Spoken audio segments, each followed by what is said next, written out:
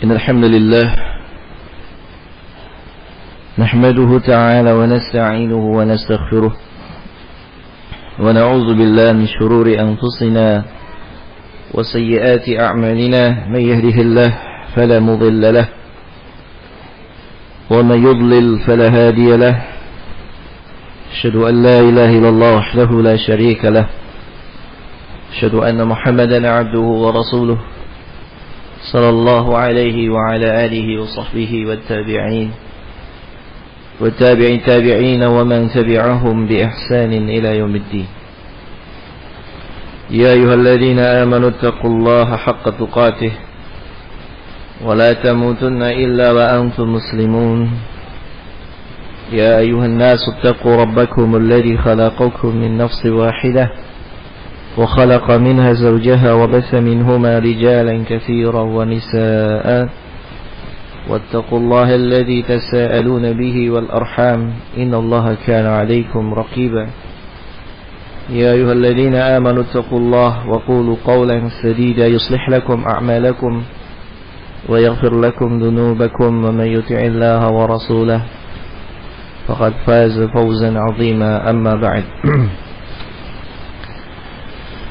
Ikhwana fid din, a'azzakumullah. Kita lanjutkan dari kitab Tuhfatul Maulud bi Ahkamil Maulud.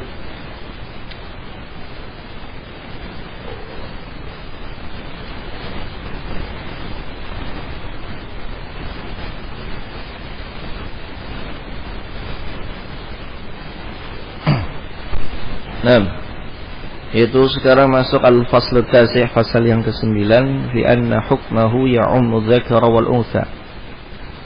Bahwasanya hukum khitan ini disyariatkan umum bagi laki-laki dan perempuan. Qala Salih ibn Ahmad, idza jama'a ar-rajulu imra'atahu wa lam yunzil qala idza iltaqa al-khitanan wajaba al-ghuslu. Yaitu kalau seorang suami menggauli istrinya walaupun tidak keluar, apabila sudah bertemu dua alat khitan maka wajib mandi. Qala Ahmad, berkata Imam Ahmad, wa fi hadza anna an-nisaa kunna yakhtatinna. Dari hadis ini, ya idal taqal khitanan wajib al-huslu, maka wajib diambil dari hadis ini bahwasanya wanita juga dikhitan. Wa su'ila 'anil rajuli tudkhalu 'alaihi imra'atuhu wa lam yajidha makhtunatan ayajibu 'alaiha al-khitanu. Dan Imam Ahmad ditanya mengenai seorang suami, ya, ketika malam pertama mendapati istrinya itu belum dikhitan. Maka suami itu bertanya kepada Imam Ahmad, apakah perempuan itu wajib untuk dikhitan? Maka Imam Ahmad mengatakan, al-khitanu sunnatun. Khitan bagi perempuan adalah sunnah. Qala al-Khallal, berkata al-Khallal,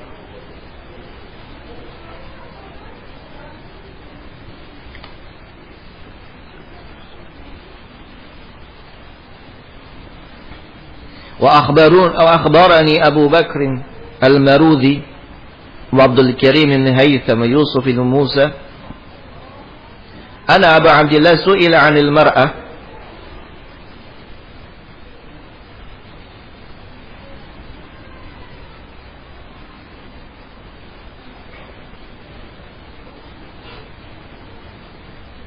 bahwasanya Abu Abdullah Imam Ahmad ditanya mengenai seorang wanita yang ketika didapati malam pertama walam takhtatin, belum berkhitan.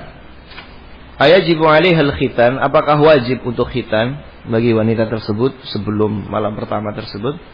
Fasakata, Imam Ahmad diam. Waltafata ila Abi Hafsin, kemudian menoleh kepada Abu Hafs. Ta'rifu min hadha syai'a, kamu tahu dalil tentang masalah ini? Qala la, aku tidak tahu.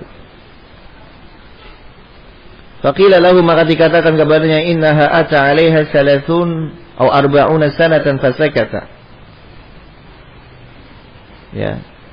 Bahwasanya setelah 30 atau 40 tahun beliau diam atas hukum ini, kemudian ditanya lagi, en qadarat ala ay an takhtatina yahsunu. Kalau dia mampu untuk khitan, maka itu bagus. Nah, ini kadang Imam Ahmad itu memang demikian. Ketika beliau itu ditanya, belum tahu dalilnya, beliau diam. Wallahu a'lam. Sampai 40 tahun baru beliau menjawabnya. Sama ketika beliau ditanya tentang masalah haid. Jadi Imam Ahmad ini subhanallah ya, beliau termasuk yang menikahnya agak telat. Umur 40 baru nikah. Karena sibuknya beliau menuntut ilmu. Nah, ketika beliau sudah masih belasan tahun, umur 20 tahun, beliau sudah diizinkan oleh Imam Syafi'i untuk memberikan fatwa, untuk menjawab pertanyaan. Ya. Inilah ulama dulu demikian. Jadi dia nggak berani, seorang murid itu nggak berani untuk menampakkan diri, mengisi ini dan itu, sampai gurunya itu mengizinkan. Itu adabnya orang dulu. Padahal sudah diizinkan. Suatu ketika beliau ditanya mengenai haid, permasalahan haid, beliau nggak paham. Baru setelah umur 40 tahun lebih, beliau sudah punya istri, baru beliau bisa menjawab tentang masalah haid. Hadisnya hafal, tetapi belum paham. Hadisnya hafal, dalilnya ada, tapi belum hafal ketika itu. Qala wa khabarani Muhammad bin Yahya al-Kahhal qala sa'altu Abu Abdullah 'anil mar'ah takhtatin. Qad kharaju fihi asya'. Imam Ahmad ditanya mengenai seorang wanita apakah berkhitan. Tsumma qala fa nadartu fa idza khabaru nabi hina yaltaqil khitanan. Maka ketika itu aku meneliti, rupanya ada hadis dari Nabi sallallahu alaihi wasallam dengan lafaz hina yaltaqil khitanan, ketika dua alat khitan bertemu. Ya. Wala yakunu wahidan innama huwa asnan, dan tidak disebut dengan satu lafaz tetapi dengan lafaz musanna, dua. Qultu li Abi Abdillah fala budda min, sehingga ini mengharuskan wahai imam. Qala ar-rajul asyad, kalau laki-laki tentunya sangat ditekankan wajib. Wadzalika anna ar-rajul idza lam yakhtatin fatilkal jiddah mudallatun 'ala al-kamarah. Karena laki-laki kalau tidak terkhitan, maka kulitnya itu akan menutupi bagian ujung kemaluannya. Fala yanqa ma samma, sehingga tidak akan suci bagian itunya. Wan nisa afwan, adapun wanita lebih ringan. Artinya kalau laki-laki itu wajib, kalau perempuan itu sunnah menurut beliau Imam Ahmad. Qultu, aku katakan, la khilafa fi istihbabihi lil unsa. Kata Ibnu Qayyim, tidak ada perbedaan pendapat mengenai disyariatkannya, disukainya khitan itu bagi perempuan. Waqtulifa fi wujubi. Hanya saja para ulama berbeda pendapat apakah wajib apakah tidak. Wa an Ahmad fi dzalika riwayatan. Adapun Imam Ahmad ada dua riwayat dari beliau. Yajibu 'ala rijal wan nisa wa tsaniya yakhtassu wujubuhu bidzukur. Pendapat yang pertama dari Imam Ahmad, beliau mengatakan wajib atas laki-laki dan perempuan. Pendapat yang kedua, riwayat yang kedua dari beliau, wajibnya khusus bagi laki-laki, adapun perempuan itu sunnah. Wa hujjatu hadhihi riwayati haditsu Shaddad bin Aus. Hujjah dari riwayat ini yang kedua, riwayat yang kedua adalah hadisnya Shaddad bin Aus. Rasulullah bersabda, al-khitanu sunnatun lirrijal makramatun linnisa. Khitan itu sunnah. Itu sunnah di sini adalah kebiasaannya kaum lelaki dan kemuliaannya kaum wanita. Jadi laki-laki disebut laki-laki kalau dia sunat, kalau dia khitan. Perempuan akan menjadi mulia dengan berkhitan. Fa farraqa fihi baina dzukuri wal inas. Di sini Rasulullah memisahkan dua istilah bagi laki-laki dan perempuan, sehingga yang dimaksud sunnatun lirijal adalah kewajiban bagi laki-laki, dan makramatul linisa adalah mustahab, disunahkan bagi perempuan. Wa yahtaju li hadza al-qawl bi anna al-amra bihi innama jaa'a lirijal. Dan berhujjah pula bahwasanya perintah itu arahnya kepada laki-laki, kama amara Allah Subhanahu wa taala khalilah. sebagaimana Allah perintahkan kekasihnya itu Ibrahim, fa'alahu imtithalan li amrih, yang kemudian Nabi Ibrahim melakukannya. Wa amma khitanul mar'ah, adapun khitannya perempuan, kana sababuhu yaminu Sarah kama taqaddam, yaitu khitannya perempuan sejarahnya sebabnya adalah sumpahnya Sarah yang cemburu terhadap Hajar. Jadi kita paham bahwasanya Hajar itu budaknya Sarah. Ketika sampai umur 80 tahun Nabi Ibrahim nggak punya anak, Sarah belum hamil, akhirnya Sarah ini, yaudah ini budak saya untuk kamu saja. Yang namanya budak akhirnya dinikahi sama Nabi Ibrahim. Akhirnya apa? Lahirlah Ismail. Nah ketika mengandung, maka Sarah ini cemburu. Ya ini sesuatu yang lumrah ya. Istri pertama cemburu dengan istri kedua, sesuatu yang lumrah. Tetapi saat itu karena amarahnya meninggi, sumpahnya itu bersumpah akan memotong telinganya Hajar, saking marahnya. Ya. Jadi sumpahnya akan saya potong itu telinganya Hajar. Kenapa? Saking cemburunya. Makanya wanita itu kalau cemburu itu bahaya. Kalau tidak dikendalikan, ya, bisa bahaya seperti ini, ya, motong telinganya Hajar. Akhirnya Nabi Ibrahim dengar, karena sudah bersumpah, maka harus dilaksanakan. Cuma diganti pelaksanaannya. Apa itu? Dikhitan. Jadi bukan telinganya yang dipotong, tetapi ya tadi, ya, bagian khitan perempuan yang dipotong sedikit. Ya. Akhirnya dari kejadian itu disyariatkanlah bagi wanita untuk juga berkhitan. Ya, bagi wanita itu berkhitan. Jadi sesuatu kejadian yang kemudian Allah jadikan sebuah syariat. Ya, fikihnya dari sini ya sesuatu yang terjadi ya pada Nabi, para Rasul dan keluarganya dan para sahabatnya, terkadang itu adalah sebab dari sebuah hukum. Tetapi sebab itu bukan menjadi pengkhususan. Ibrahnya itu bukan khusus sabab, bukan kekhususan sebabnya, tetapi keumuman daripada perintahnya. Itu yang harus kita ambil. Al-ibrah la bi khususi sabab, walakin al-ibrah ya bi umumin lafzi. Ya.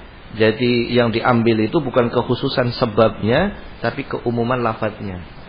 Itu dalam syariat. Sehingga bukan khusus hanya Hajar saja yang khitan, tetapi semua wanita yang setelah itu yang bertauhid, maka disyariatkan untuk berkhitan pula. Bahkan dijadikan sebagai syiar, menjadi syiar tanda seorang yang bertauhid, berislam. Ya, laki-lakinya berkhitan dan perempuannya juga berkhitan. Nah itu kisahnya. Fikih yang kedua dari kisahnya Sarah ini, yaitu ketika seorang itu memiliki keluarga, apalagi istrinya lebih dari satu, maka dia harus lebih sabar lagi dalam menghadapi istri yang pertama yang cemburu dan istri yang kedua yang mencari perhatian suami. Maka harus sabar-sabarnya suami untuk mengimbangi dua istrinya tadi. Itu harus sabar. Harus sabar, ya. Dan hendaknya istri juga secemburu-cemburunya terhadap suami, dia harus bisa mengendalikan diri. Jangan sampai terucap dari lisannya sesuatu yang menyelisihi syariat. Jangan sampai ya keluar dari lisannya perkara-perkara yang kemudian tadi mengkonsekuensikan harus dipenuhi seperti nazar atau sumpah. Demi Allah saya akan misalkan ini dan itu dihindari. Karena kalau sudah terucap minimalnya ada kafarahnya, yaitu ada harga yang harus dibayar. Ya. Kemudian bagi pihak lain itu jangan manas-manasi. Ya, jangan manas-manasi. Ya, misalkan ketemu sama istri pertamanya, katanya suaminya nikah lagi ya. Oh iya, alhamdulillah kalau suami saya nggak nikah lagi. Ya. Nah, akhirnya ya seolah-olah apa? Musibah bagi ya seharusnya disabar-sabarin, sabar. Ya, ujian dari Allah. Taruhlah itu sebagai ujian. Jangan sampai lisan kita itu membuat rumah tangga orang lain itu hancur. Itu intinya. Jangan sampai. Ya, kalau ada orang yang mendapatkan madu, mendapatkan saingan terhadap suaminya, ya dia harus bersabar. Ya, karena suami itu adalah surga bagi Anda dan bisa menjadi neraka bagi Anda. Sabar, ya hidup di dunia ini sebentar. Qala Imam Ahmad, la tahifu hafizatul mar'ah. Lianna Umar qala lil khattanah abki minhu syai'an idza khafatti. Jangan dipotong habis, ya, jangan dipotong habis bagian khitannya wanita. Karena Umar mengatakan bagi wanita yang akan berkhitan, yaitu sisakanlah sedikit, ya, ketika engkau berkhitan. Ya, jadi diterangkan kemarin sisa-sisa yang sedikit itu, jadi bagi wanita itu khafdul mar'ah, di khitannya seorang wanita, qad ujildatin fil farj fawqa madkhalid dzakar wa makhrajil baul, yaitu dipotong kulit yang di atas kemaluan, yang seperti jengger ayam yang berada di atas lubang kemaluan. Nah, itu dipotong, tapi jangan sampai habis. Ala aslin kannawa, harus disisakan seperti biji. Ya, jadi jengger itu dipotong, tapi disisakan nanti seperti biji. Ya, itu sebagaimana yang dikatakan oleh Al-Imam Al-Mawardi dalam Al-Hawi Al-Kabir, syarah Mukhtasar Al-Muzanni fikih Syafi'i. Itu yang dikatakan oleh beliau Al-Imam Al-Mawardi rahimahullahu taala. Maka itulah yang harus diperhatikan oleh seorang wanita yang hendak berkhitan. Ya, apalagi zaman sekarang kan lebih canggih ya, lebih canggih, nggak sakit. Kalau zaman dulu kan sakit, zaman sekarang lebih canggih. Ya, ada obat bius, ada penghilang rasa sakit, ya, sehingga lebih aman insyaallah. Tinggal dilaksanakan sunnah yang mulia ini, karena ini kata Rasulullah SAW adalah makrumatun linnisa, sebagai kemuliaan bagi wanita. Wa dzakara Imam Ahmad an Ummi Atiyah, disebutkan oleh Imam Ahmad dari Ummi Atiyah, Rasulullah SAW amara khattana takhtinu faqal, bahwasanya Rasulullah memerintahkan wanita yang ingin berkhitan, beliau mengatakan idza khatanti fala tanhiki fa inna dzalika afdhalul mar'a wa ahabbu lil ba'li. Apabila kamu hendak khitan, jangan dihabiskan semua. Disisakan tadi seperti biji, ya. Fa inna dzalika afdhalul mar'ah, karena ini akan lebih afdhalul mar'ah, akan lebih meredam wanita, hawa nafsu wanita, dan akan lebih membuat suami itu lebih bahagia. Itu kata Rasulullah SAW. Wal hikmatul ladzi dzakarnaha fil khitan ka'umul dzakara wal untha. Sehingga hikmah yang kami sebutkan tadi pada masalah disyariatkannya khitan, ini umum, baik bagi laki-laki dan perempuan. Wa in kanat fil dzakari abyan, walaupun kalau terhadap laki-laki itu lebih jelas lagi, harus khitan, wajib. Kalau perempuan ada dua pendapat, ada yang mengatakan wajib, ada yang mengatakan sunnah muakkadah, karena disebutkan makramatun linisa, sebagai kemuliaan. Dan hikmahnya tadi apa? Afdhalil mar'ah, lebih menundukkan syahwatnya wanita dan akan lebih membahagiakan suaminya. Sedangkan sifat wanita yang solehah apa? Dalam hadis, idza taraha tu'jibuka. Kalau engkau melihat istri yang solehah tadi, akan membuatmu kagum terhadap istri tadi. Ya. Wa in ghibta, kalau engkau tidak ada, maka dia akan menjaga, ya, kehormatannya dan menjaga malika, menjaga hartamu. Jadi sifat wanita yang salihah itu adalah dia akan berusaha membuat suaminya itu bahagia. Dan ini perlu ditekankan bahwasanya kalian wahai wanita, ingat, ingin surga adalah pada suami Anda. Kalau kita laki-laki, surganya adalah pada ayah ibu kita. Ya. Tapi kalau perempuan, surganya itu ada pada suami Anda. Maka ingin surga, layanilah suami Anda. Berbaktilah, taatilah dengan suami Anda. Dan bukti bagusnya seorang wanita, solehahnya seorang wanita adalah ketika suaminya itu melihatnya pulang ke rumahnya, itu si istri berusaha untuk membahagiakan suami. Ketika suami mandang, akan bahagia, akan takjub, akan senang. Dan ketika suami nggak ada, dia akan menjaga kehormatan dirinya dan akan menjaga harta suaminya.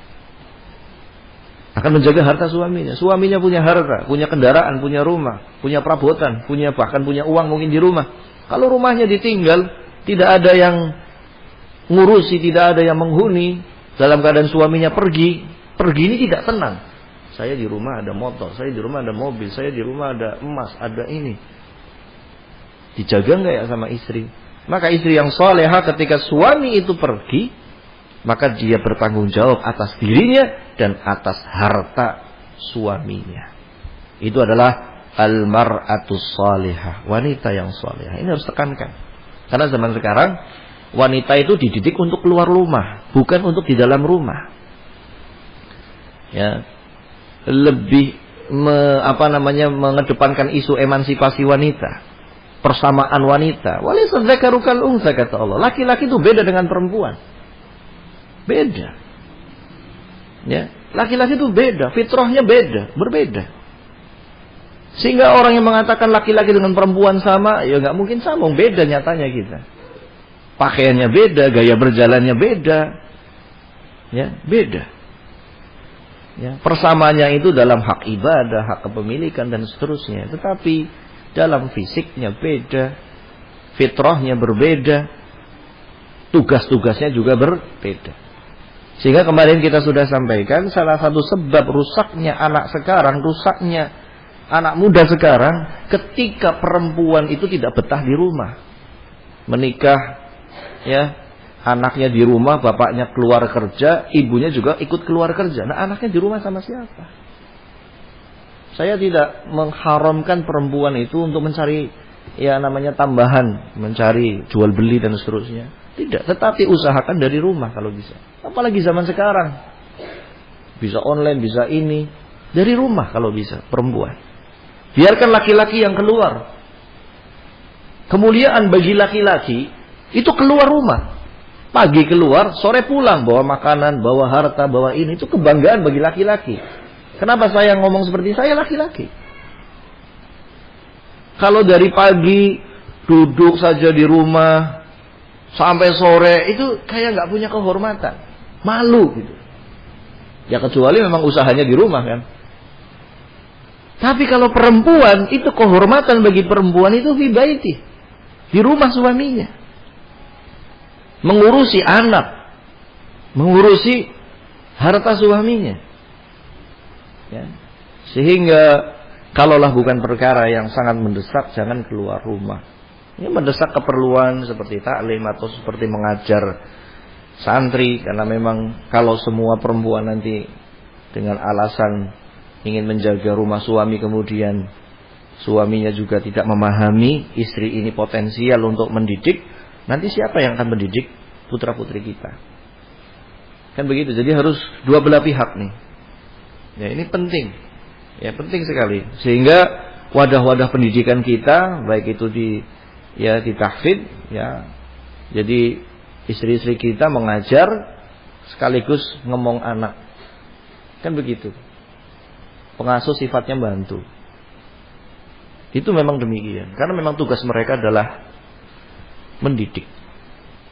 Beda kalau perempuan keluar ke tempat kerja. Bisa bawa anak ya ke tempat kerja? Nggak bisa. Ya. Sekali lagi saya tidak mengharamkan, tetapi mulailah mindset itu diganti. Ya. Yang paling utama adalah perempuan itu di rumah. Itu paling utama. Kalau zaman sekarang seorang perempuan ditanya, apa pekerjaan kamu? Pekerjaan Anda apa? Ibu rumah tangga. Oh, kayaknya hina sekali. Ya. Padahal pekerjaan wanita yang paling mulia adalah ibu rumah tangga. Yang berbakti kepada suaminya, menjaga rumah suaminya. Itulah pekerjaan perempuan yang paling mulia. Dokter kalah. Direktur perempuan kalah. Gak ada apa-apanya itu. Yang paling mulia perempuan adalah yang mengurusi rumah suaminya. Mengurusi anak suaminya. Itu yang paling mulia. Berarti nggak boleh jualan, boleh silahkan. Kan banyak. Tapi saya jadi dokter gimana? Ya praktek di rumah bisa.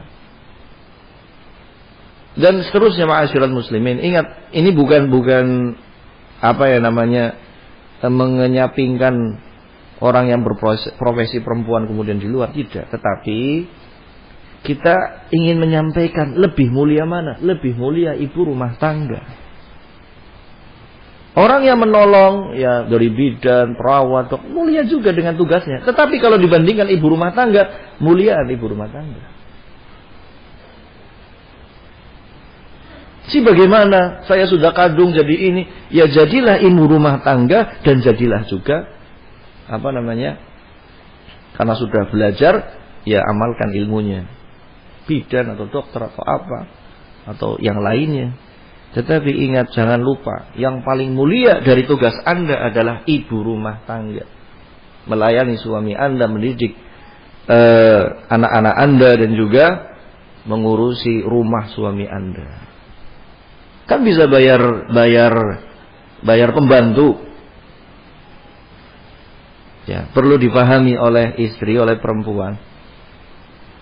Kopi yang dibuat oleh seorang pembantu dengan kopi yang dibuat oleh seorang istri, sama apa beda, Pak? Saya tanya, Pak. Sama-sama manis, sama-sama pahit, Pak. Kira-kira beda apa sama, Pak? Pak? Beda. Masakan istri dengan masakan pembantu sama apa beda? Beda. Walaupun masakan cuma masakan nasi, goreng tempe, solet kecap, tapi kalau yang buat istri itu beda dengan masakan yang luar biasa tapi buatan pembantu. Jadi ini untuk kita saling mengingatkan, karena Allah Subhanahu wa taala dirubah ya cara berpikir kita. Tidak mengapa seorang punya keterampilan, ya, punya penghasilan, seorang wanita tidak mengapa. Tetapi ingat, tugas termulianya, tugas intinya Anda adalah sebagai istri, sebagai ibu, sebagai ibu rumah tangga. Kalau ditanya anak, coba kepada anak kita, nak, pilih mana? Ibu jadi direktur, apa ibu ngurusin kamu di rumah? Kalau anak itu masih umur-umur SD, jawabannya apa? Jawabannya apa? Ibu di rumah saja sama saya, main. Kan begitu kan? Benar gak? Iya. Itu fitrahnya anak, pengen dekat dengan ibunya. Sehingga sekali lagi, ya, tanpa mengurangi rasa hormat saya kepada perempuan yang berjuang untuk membantu suaminya, tanpa saya mengurangi rasa hormat, tetapi ingat, yang lebih mulia adalah tugas-tugas sebagai istri dan tugas sebagai ibu. Jadi apapun keterampilan profesi Anda, jangan lupakan tugas itu maksudnya. Dan jangan menyepelekan seorang ibu rumah tangga yang totalitas untuk mengurusin suami, anak-anak, dan rumah tangganya. Itu mulia berarti. Dia tinggalkan profesinya. Untuk apa? Demi rumah tangganya. Itu jauh lebih mulia. Walaupun saya tidak, ya, bisa mengharamkan nanti taklim-taklim yang sudah jadi anuk langsung, wah saya keluar saja. Kenapa? Kata Ustaz nggak boleh. Wah, bukan begitu maksudnya ya. Jangan frontal begitu. Jangan salah paham terhadap pembahasan ini. Tetapi untuk mengingatkan tugas utama mulia bagi seorang wanita adalah jadi istri yang solehah, jadi ibu yang solehah, jadi penjaga rumah suaminya yang shadiqah. Ya, itu tugas inti seorang wanita. Adapun ya sahabiat ada yang mereka berjualan, ada. Ya, sahabiat yang mereka pagi ke pasar pulang sebelum zuhur ada. Ya, ada yang dia profesinya mengobati, ada sahabiat perempuan pada zaman Nabi, ada. Tetapi semua itu tidak mengganggu, mengurangi tanggung jawab dia terhadap tugas mulia dia. Jadi kalau ditanya perempuan, tugas pekerjaan yang paling mulia di muka bumi bagi seorang perempuan apa? Ibu rumah tangga. Itu yang paling mulia. Ya, jadi ini nasihat yang harus diperhatikan oleh kita semuanya. Sehingga anak kita itu tumbuh dalam kasih sayang ibu. Anak kita bicara dari sisi anak. Anak itu ketika kecil itu sangat dekat sekali dengan orang tuanya. Semakin besar akan semakin lepas tali simpul terhadap orang tua. Waktu kecil dia nggak bisa lepas dari gendongan uminya, nggak bisa main kecuali sama abinya, kan begitu? Ya, main sama abi, umi, abi. Nanti kalau sudah mulai berjalan, sudah mulai lepas dan keterikatan dengan orang tua sudah mulai berkurang, bermain dengan temannya, terus sampai usia 10-12 tahun dia masih dekat dengan abi uminya. Tapi kalau sudah SMP, lihat saja. Pengen cek, ya. Kalau masih SD, kita pergi sama anak digandeng, seneng nggak? Seneng nggak anak-anak itu? Seneng.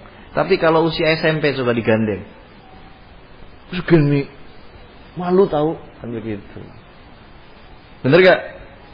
Kalian pernah merasakan seperti itu nggak? Ketika SD digandeng abinya seneng banget, digendong abinya seneng banget. Tapi kalau sudah tingkat SMP, tingkat balik, umur 14-15, digandeng abinya mau nggak? Malu. Bahkan diboncengin abinya saja malu.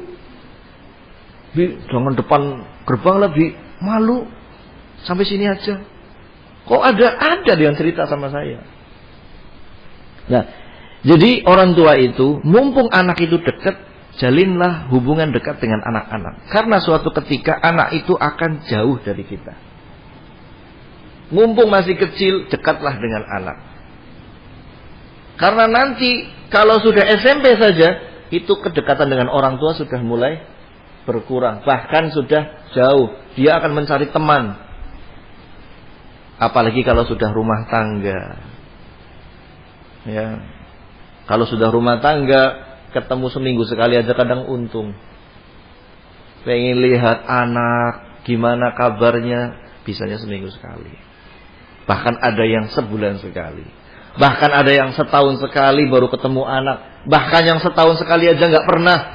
10 tahun baru pulang merantau. Ya, itu anak. Makanya kita sebelum hal itu terjadi, ketika mereka dekat dengan kita, maka sayangilah. Dekat ke mereka, sayangilah mereka. Ma la yarham la yurham. Siapa yang tidak menyayangi tidak akan disayangi.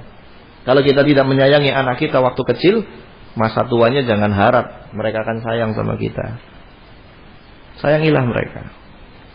Anak-anak kita itu bukan hanya butuh duit, butuh harta, bukan. Ya. Kebanyakan anak yang dikasih harta fasilitas rusak akhlaknya. Pengen bukti, anak 5 tahun dikasih HP, rusak nggak? Rusak. Ya, ada satu cerita yang sampaikan. Ya, saking sibuknya abinya kerja pagi sampai sore. Uminya sama. Punya anak 1, laki-laki.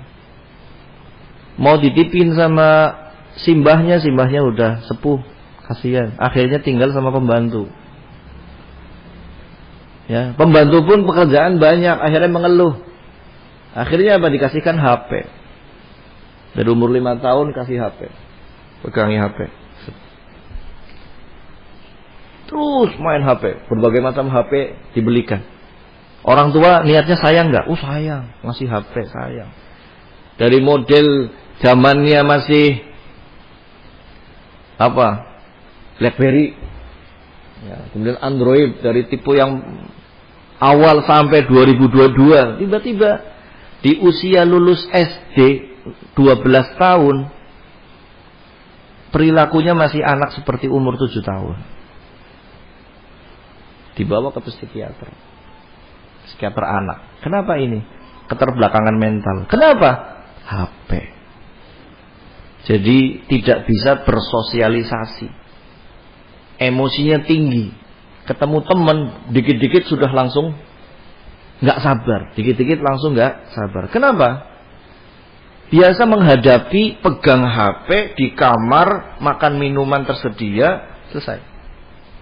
Nggak pernah bersosialisasi. Mungkin zahirnya, anak kita anteng banget di rumah, di kamar, nggak macem-macem, nggak neko-neko, nggak pernah berantem. Ya iya, nggak pernah berantem, nggak punya teman. Kalau saya lihat anak terus diem saja, curiga, ini anak kenapa nih diem saja? Namanya anak-anak 7 tahun itu lagi lincah-lincahnya. Apalagi laki-laki. Ya kalau kita mau buka, itu kipas angin aja sampai 1 semester 3 kipas angin. Ya. Kenapa? Lempar-lemparan tas, kena kipas jatuh, brek. Beli lagi. 1 semester 3 kipas angin. Jadi jangan heran anak-anak kita umur 7 tahun itu, anak saya kok dulu anteng banget sekarang kok. Ya itu perkembangan anak-anak itu begitu. Antum baru anak 1, 2. Nah kita kumpul di sini 70 anak. Ya, di tahfidz itu 70 anak. Gayanya macam-macam. Ya, gayanya macam-macam. Ada yang satu kelas itu kipas angin sampai 3 1 semester pecah. Ada yang jendelanya pecah, tiap bulan ada aja jendela pecah. Itulah anak-anak. Enggak pernah diomongi, jangan kira. Saking seringnya saya ngomong itu, sekarang ngomongnya pakai apa itu? Megapon. Karena tenggorokannya udah ini banget. Kalau pagi-pagi pakai megapon. Ya. Begitu? Nah, itulah anak-anak. Tapi apa? Saya senang lihat mereka. Kenapa? Ceria. Jadi menjalani masa kecilnya itu dengan kebahagiaan. Korbannya kipas angin semester 3. Ya, itu. Korbannya apa?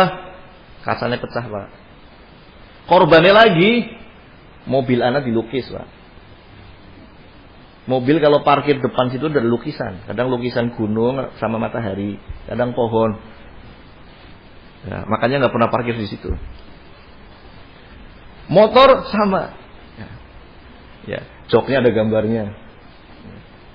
Itu kayak gitu. Nggak dilarui, nggak dibilangin, tiap hari diomongin terus. Tapi itulah perkembangan anak, ujian bagi kita.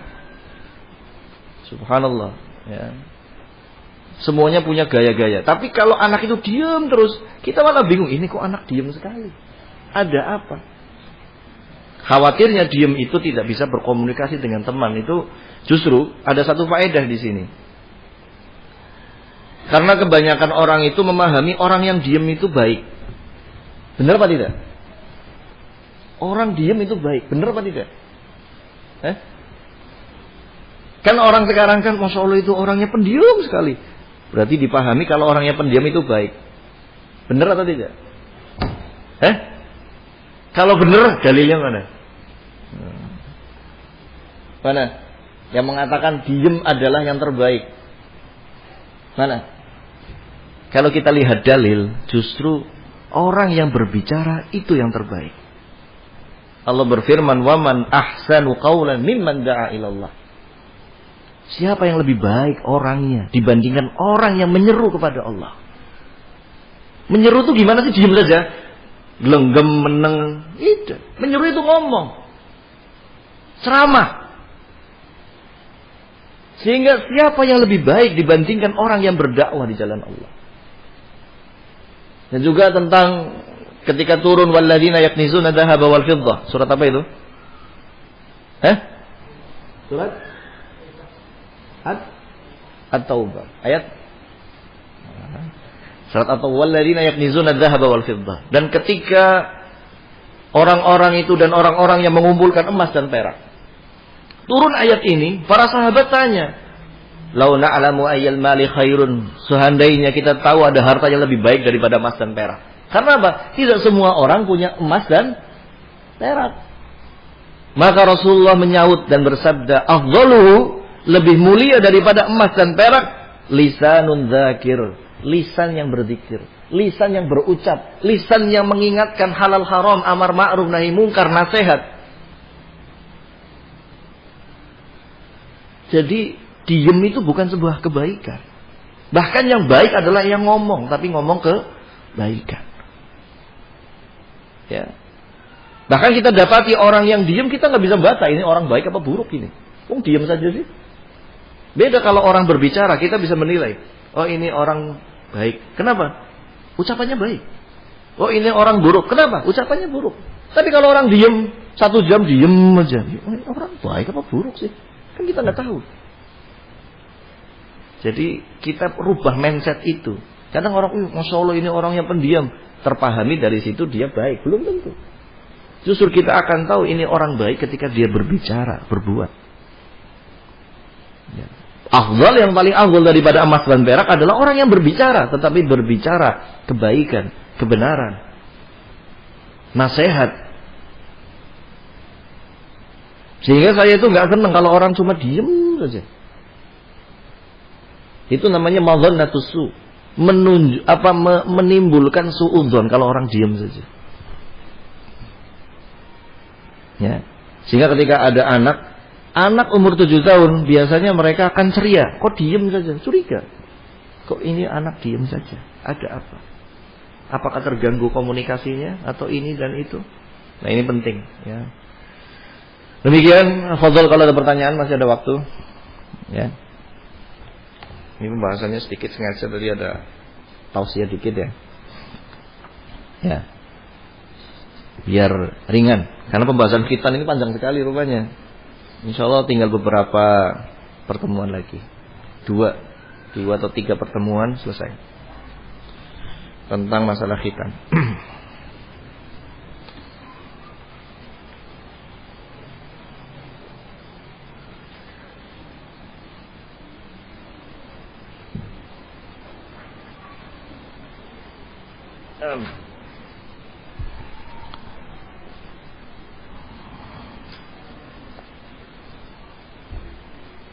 Nah, ada pertanyaan.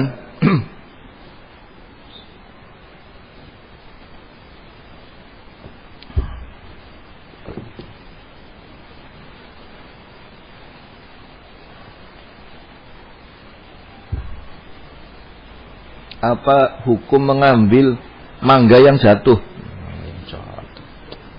Lagi musim mangga aja tanyanya mangga jatuh. Iya benar Pak ya? Ya mangga jatuh.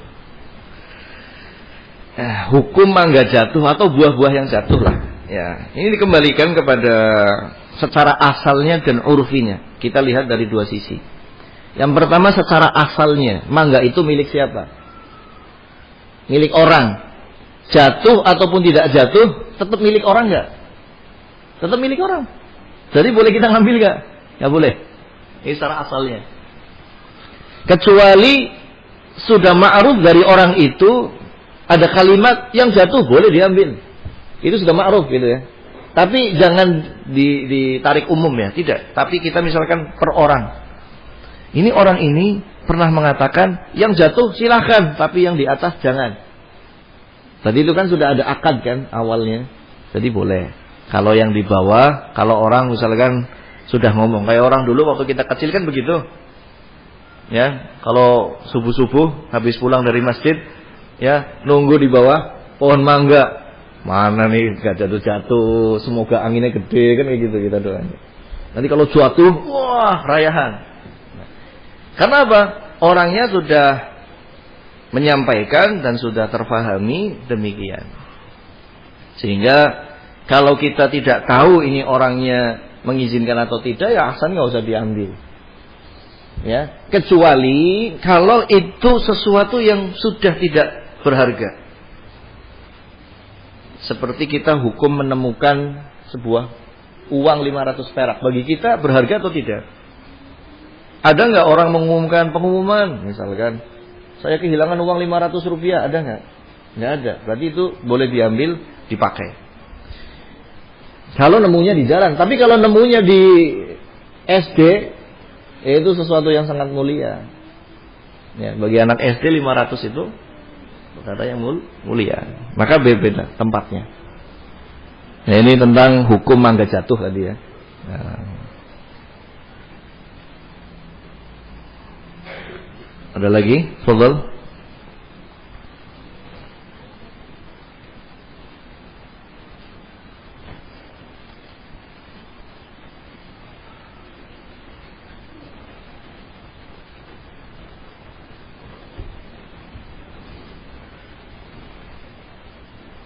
Mohon nasihatnya bagaimana cara menghadapi anak yang nakal.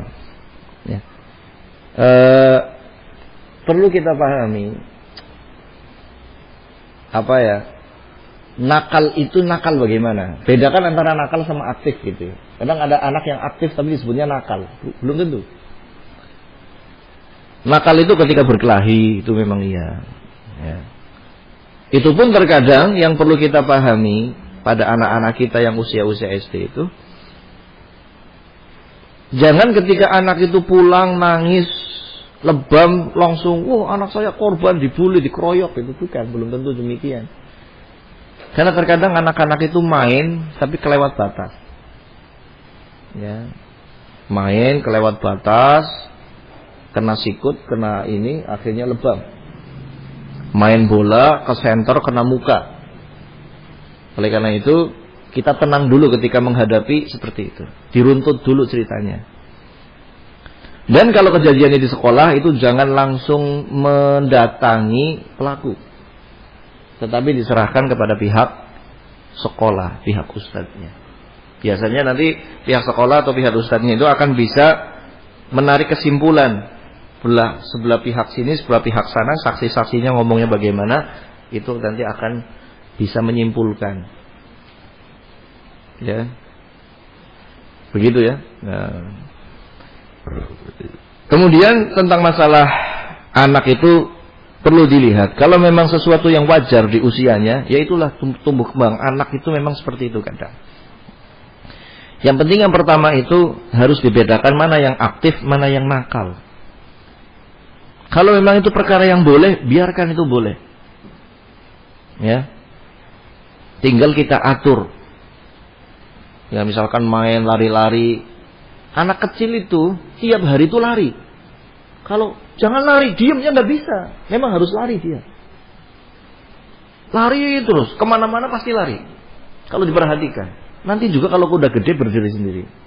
Ya, berhenti sendiri. Ya. Yang penting kita itu atur dia supaya tahu tempat.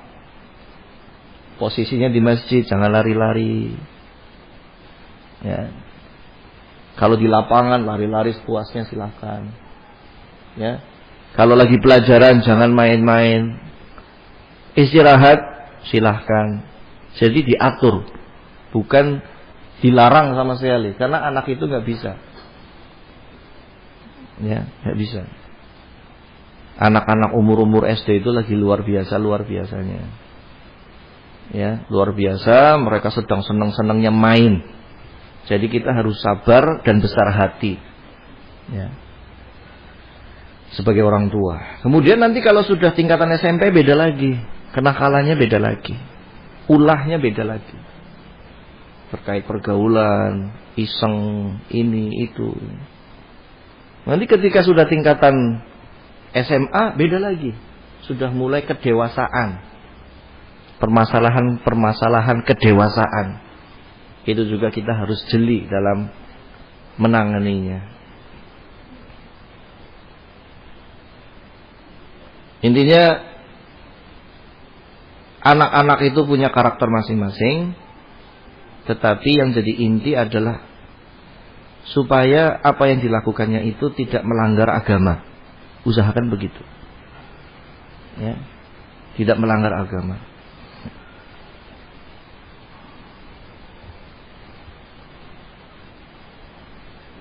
Fadhal, masih ada waktu?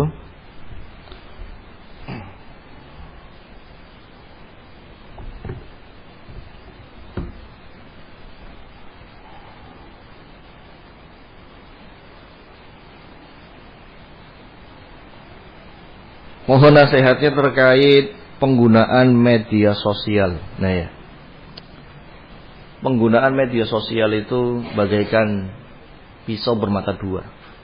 Bisa manfaat dan bisa jahat luar biasa. Itu medsos. Sehingga hati-hati. Kadang orang tidak bisa mengendalikan dirinya di medsos. Salah satunya adalah mengumbar aib, itu yang paling sering, ya, paling sering terjadi di medsos itu adalah mengumbar aib orang. Dan paling jahatnya lagi mengumbar aib suami. Ya, setiap hawa nafsunya atau setiap egonya dicurhatkan di medsos. Suami jahat sekali misalnya. Masa uang belanja cuma 50.000 misalnya. Ada gitu ya, curhat. Terus dibaca seluruh dunia. Ya, medsos kan seluruh dunia kan. Facebook, Instagram, macam-macam. Itu kalau yang udah rumah tangga. Ya, biasanya begitu, curhat. Nanti ada yang nyautin. Bahayanya yang nyautin laki-laki. Bayangannya laki-laki itu lebih bagus daripada suaminya. Akhirnya terjadilah apa yang diharamkan. Demikian pula perempuan khususnya nih, umur-umur belasan-belasan nih, hati-hati. Pengen cari suami yang soleh tapi carinya di medsos. Salah alamat, Mbak. Cari wanita yang istri yang suami yang soleh kok di medsos. Rupanya ucapannya copy paste. Ya. Profil-profilnya copy paste. Indah sekali kalimatnya. Soleh ini orang. Kalau soleh bukan tempatnya nyari di situ. Ya. Sesuatu yang mulia dicari dari tempat yang mulia. Nggak bisa di tempat-tempat begitu. Ya, mau cari suami yang soleh, nyarinya di medsos. Salah alamat. Yang ada di situ penipu-penipu ulung, buaya-buaya darat. Hati-hati, ya. Mending buaya air bisa dimakan, kata Imam Malik. Kalau buaya darat haram, ya. Buaya darat secara aslinya atau secara maknawinya sama-sama haram. Makanya hati-hati. Wanita itu fitnah. Wanita itu fitnah, ujian. Ketika kalian tahu kalian adalah ujian dan fitnah, jagalah diri kalian. Ya, jaga diri. Ya, nasihatnya gimana? Ittaqullah, bertakwalah kepada Allah pada penggunaan medsos. Kalau mau dirinci banyak, ya, tapi nggak cukup waktunya. Intinya bertakwalah kepada Allah pada medsos kalian.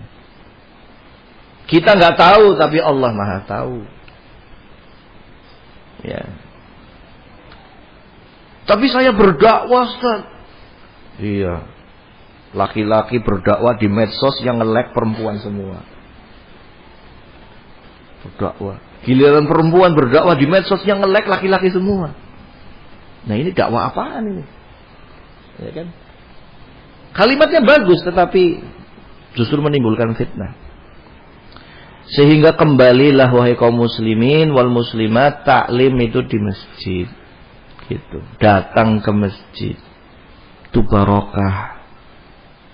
Taklim ke masjid, datang ke masjid, itulah yang barokah. Kalau ingin mendapatkan teman di masjid, itu soleh. Jarang orang nipu di masjid. Kalaulah ada yang nggak betah di masjid, paling sekali dua kali nipu, setelah itu nggak balik lagi. Tapi yang namanya medsos, penipu justru lebih banyak di medsos. Hati-hati. Ya, janjian, setelah janji tinggal. Setelah janji malah naudzubillah min dzalik dibunuh. Kan banyak kan, dijamret dan seterusnya. Hati-hati. Ya, ittaqullah, bertakwalah kepada Allah dalam penggunaan medsos-medsos itu. Jangan ghibah, jangan mengumbar aib, dan macam-macam sebenarnya. Bahkan orang sekarang itu nggak perlu ke tempat maksiat untuk bermaksiat. Dia di masjid aja bisa maksiat HP-nya. Kan hati-hati yang seperti itu. Hati-hati. Ittaqullah. Saya setiap diberi ujian selalu futur dan marah-marah. Saya tetap sholat 5 waktu, tetapi hanya dengan tenaga, tidak dengan senang. Dan ketika sedang senang tidak diberi ujian ibadah, saya terasa ringan. Bagaimana agar iman konsisten ketika senang walaupun diberi ujian? Likulli amarin sirra wa likulli sirratin fatrah, kata Rasul. Setiap amalan itu ada masa semangatnya. Pasti. Di tengah-tengah semangat ada masa futurnya, itu pasti. Manusiawi. Ya. Yang enggak manusiawi itu yang enggak ada semangatnya. Malas terus. Belajar malas, taklim malas, kerja malas. Siapa? Mau jadi apa orang kayak gitu ya. Tapi kalau dia semangat, futur, malas, semangat lagi, futur, itu wajar manusiawi. Enggak ada manusia yang semangat terus, enggak ada, pasti ada malasnya. Ya. Yang penting itu naik turun, jangan turun terus. Ya. Kalau Anda masih semangat kemudian futur, semangat lagi, futur lagi, itu manusiawi, normal Anda. Yang penting apa? Kata Rasulullah, "Faman kana fatratuhu ila huda, faqad ihtada." Siapa yang futurnya itu tetap di atas bimbingan, di atas sunnah, tetap ibadah, sholatnya enggak bolong-bolong, jamaah, maka dia berarti telah terbimbing. Tapi kalau futurnya itu maksiat, malah menjauh, enggak mau taklim, maka faqad halak, binasa dia. Sehingga enggak malas, semangat ataupun malas berangkat taklim.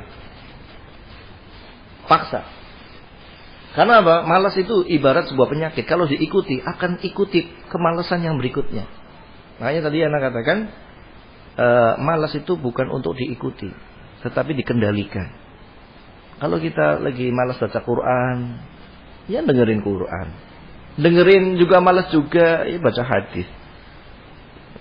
Bosan lagi baca sirah. Bosan lagi coba baca syair. Bosan lagi yuk tidur lah. Kan begitu. Atau macul ke sawah, atau bersihin got lah, atau apa, sesuatu yang bermanfaat, jangan yang maksiat. Tapi kalau dia bosan ngafal Quran, kemudian dia malah ya ikut anak pang, naudzubillah min dzalik, hilang itu. Ada seorang yang sudah hafid Quran 30 juz merasa bebas, 15 tahun sudah hafid Quran, bebas. Setelah itu naudzubillah min dzalik, pergaulannya salah, dalam waktu 1 tahun Qurannya hilang sama sekali. Suruh ngulang lagi juz amma aja nggak bisa. Itu futurnya yang bahaya yang seperti itu. Tapi kalau futur tetap dikendalikan, itu Anda berarti normal, wajar, manusiawi. Sama, manusia itu seperti tubuh, ada sehat, ada sakit. Ya. Ada waktu-waktu kita seger semangat kerja, ada juga ngantuk, pengen tidur. Itu manusiawi. Kalau kita lawan justru kita kalah nanti. Saya nggak boleh tidur, harus semangat belajar terus. Semalam suntuk, paginya pasti tidur, kalah. Jadi dikendalikan. Waktunya tidur, waktunya belajar. Oleh karena itu Allah berfirman, "Fa idza faraghta fansab wa ila rabbika farghab." Kalau selesai satu perkara, berpindahlah ke perkara yang berikutnya. Kalau selesai dari sebuah pekerjaan, lanjutkanlah dengan pekerjaan yang berikutnya. Jangan nganggur.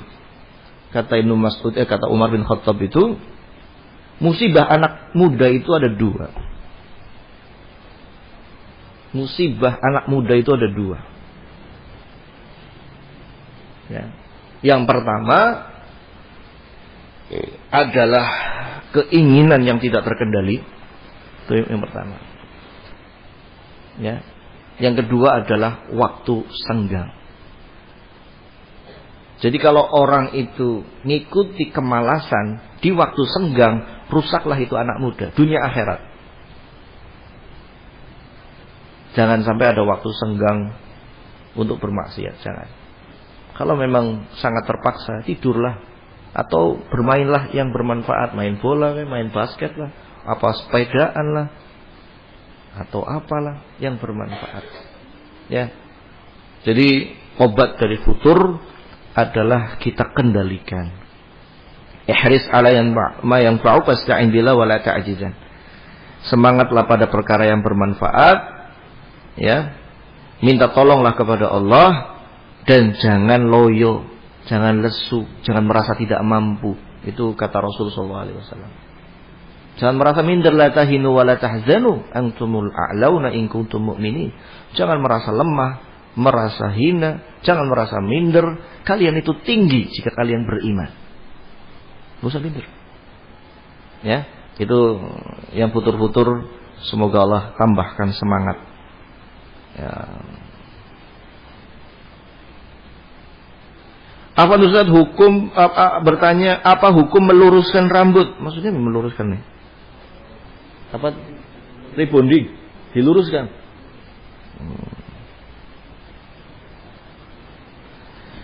Jadi begini, kalau dia meluruskannya itu dengan misalkan apa?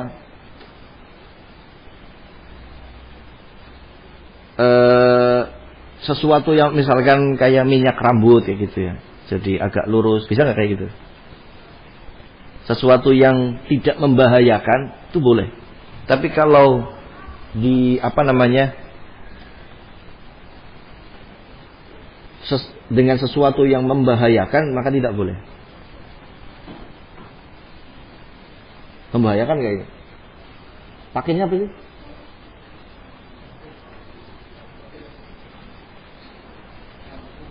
Permanen nggak? Bisa balik lagi. Ya.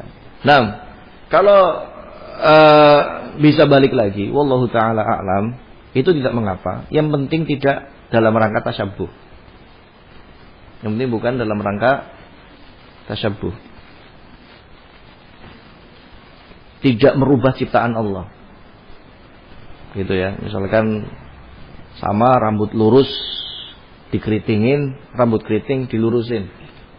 Gitu ya.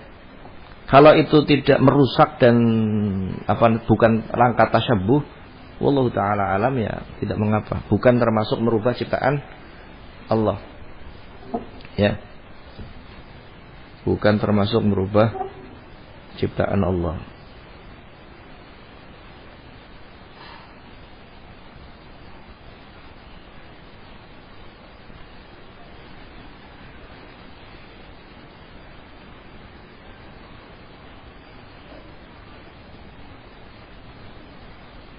Jadi termasuk hak rambut itu disisir ya. Disisir, diminyaki. Tetapi paling bagus itu dipertahankan sebagaimana Allah beri. Dipertahankan sebagaimana Allah beri. Dan jangan rubah ciptaan Allah yang sudah Allah beri itu. Misalkan secara permanen dirubah, nah itu jangan. Tapi kalau misalkan kayak tadi ya, rambutnya agak keriting tetapi kemudian diminyaki biar agak kelihatan lurus, tidak merubah ciptaan Allah, tidak mengapa. Yang penting tidak tasyabbuh, tidak mirip gaya-gaya orang-orang kafir. Demikian ya. Wallahu taala a'lam bishawab.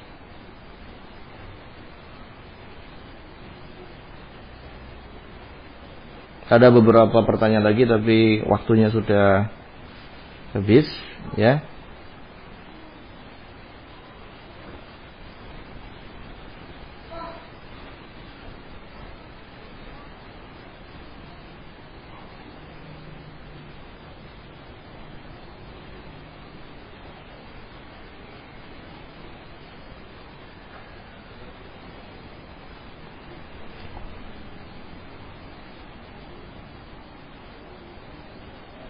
Apa hukumnya menjual rambut? Apa maksudnya menjual rambutnya? Apa ada yang tahu? Jual rambut, apa ini maksudnya?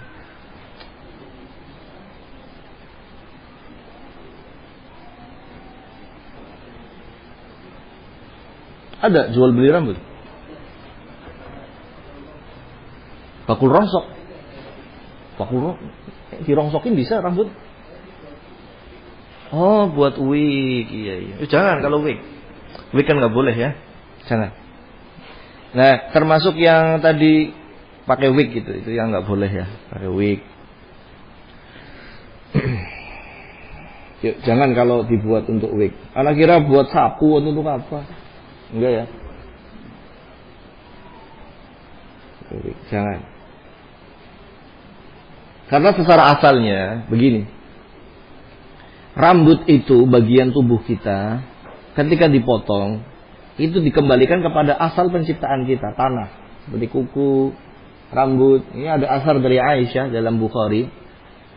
Jadi beliau ketika ditanya mengenai seorang yang junub potong kuku ya, beliau mengatakan ya ini karih tuh aku tidak menyukainya. Kalau terpaksa dikumpulkan dan dikembalikan ke tanah. Ya, dikembalikan ke tanah. Jadi kuku kemudian rambut kalau bisa dikembalikan ke tanah, dikubur begitu. Karena kita berasal dari tanah asalnya. Ya, jangan dibakar, jangan diapa, tapi dikubur saja,